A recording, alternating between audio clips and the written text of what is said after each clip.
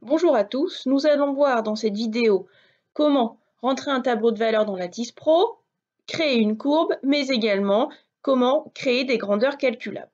Vous ouvrez Lattice Pro comme d'habitude. Vous n'oubliez pas de cliquer ici pour avoir accès au logiciel. OK. On commence par rentrer nos nouvelles variables dans un tableur. Donc on clique sur Tableur. Ensuite, variable nouvelle. Vous avez mesuré le temps t, donc première variable t, son unité c'est la seconde, et la deuxième variable que vous avez mesurée c'est la température.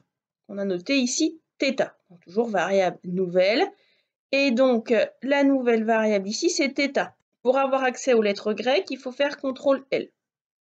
Et là, vous trouvez θ minuscule, vous double-cliquez, et ça l'insère ici. Ensuite, on ferme. L'unité de la température, vous avez tout mesuré en degrés Celsius, et OK. Et ensuite, vous commencez à rentrer vos valeurs. Donc pour 0 secondes, j'avais 30,6 degrés. Puis pour 20 secondes, j'avais 30,8 degrés, et ainsi de suite, 40 secondes. Et vous continuez, vous remplir avec vos valeurs. Donc voilà, mon tableau est rempli.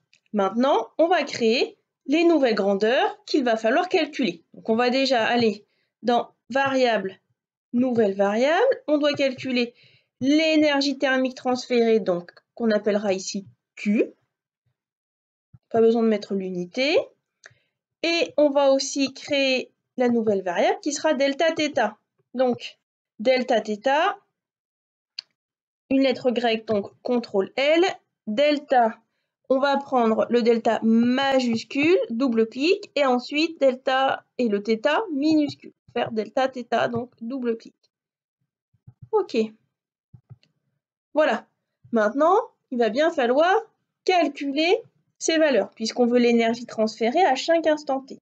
Donc l'énergie, je vous rappelle, c'est la puissance fois la durée, E égale P fois delta T. Et la puissance, c'est l'intensité fois la tension. P égale U fois I. Donc, on va aller chercher la feuille de calcul. Donc, traitement, feuille de calcul. Tout simplement F3. Donc, on va calculer Q. C'est égal à donc U. Prenez votre valeur, moi c'est 6 volts. Fois I, moi c'est 5,12 volts. Pour tous les temps mesurés, donc fois petit t qui va correspondre à toutes les valeurs de la colonne. Et ensuite, calcul exécuté. Et là, vous voyez que tout est rempli dans la colonne de l'énergie transférée. Donc maintenant, on va pouvoir créer delta θ, la différence de température entre celle mesurée à n'importe quel instant et la température à t égale 0, pour avoir justement la variation de température. Donc les lettres grecques, CTRL-L. On revient ici sur la feuille de calcul, on introduit delta, on reprend la feuille de calcul delta θ. Ça va être égal à θ moins la valeur à t égale 0, donc toujours recliquer sur la feuille de calcul, à t égale 0, moi j'avais 30,6 degrés.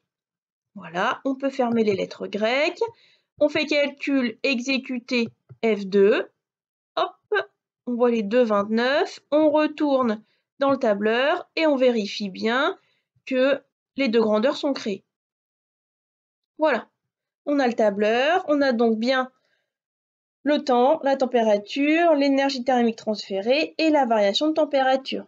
On vous demande ensuite de tracer la courbe Q en fonction de θ, donc tracé de courbe, ici.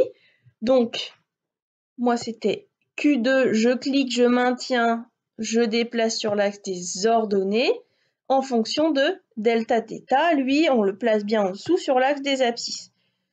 Donc là, on a une courbe qui n'est pas très jolie. On va modifier ça en choisissant pour Q2, donc clic droit propriété, on n'oublie pas de mettre des points ou des croix, voilà.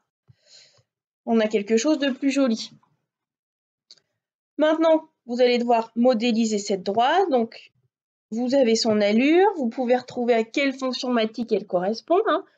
Ça, c'est les questions 1 et 2. Ensuite, pour modéliser, comme d'habitude, l'icône en haut ici, modélisation.